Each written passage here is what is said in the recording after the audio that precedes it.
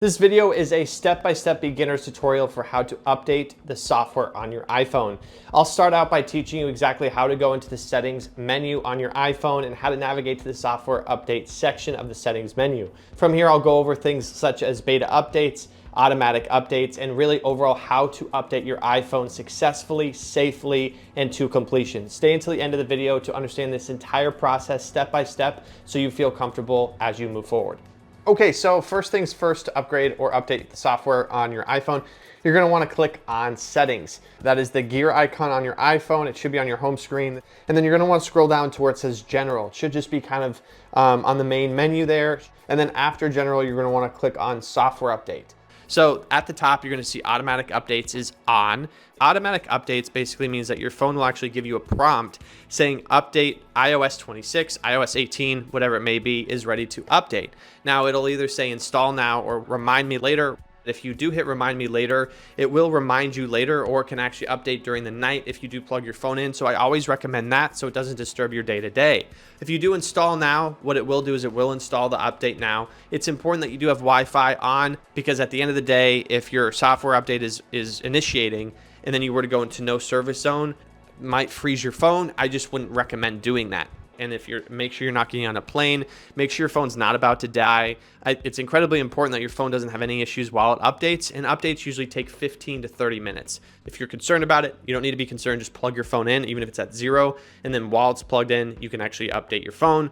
So with automatic updates on, we're gonna turn that on if it's off, and that's gonna basically enable you to get that prompt. I recommend that for about 99% of people. You're gonna also see beta updates, which is something I definitely stay away from 99% of the people on this video. If you're not like me who reviews tech and really studies this stuff and knows how to operate it, it's nothing against you guys. It's just the fact of I don't want anything happening to your phone.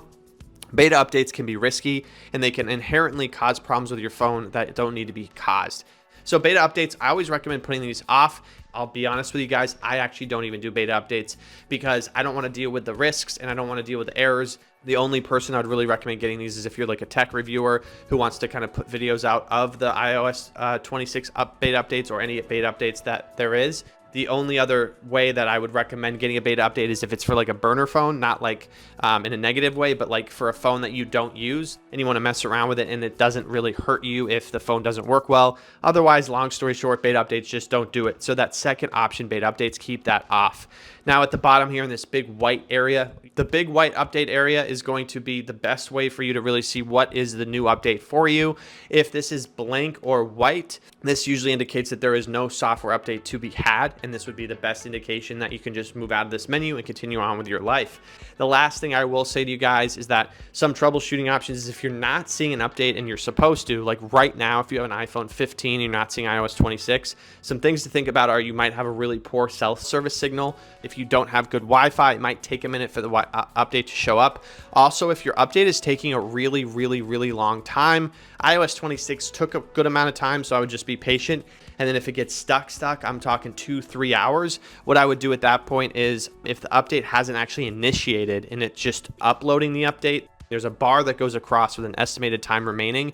If that gets totally stuck, I would get out of the software update area. I would go back into settings and I'd refresh the settings app by scrolling up from the bottom and then just eliminating the settings app and going back into it. And then if it continues to be stuck, I would actually restart your phone.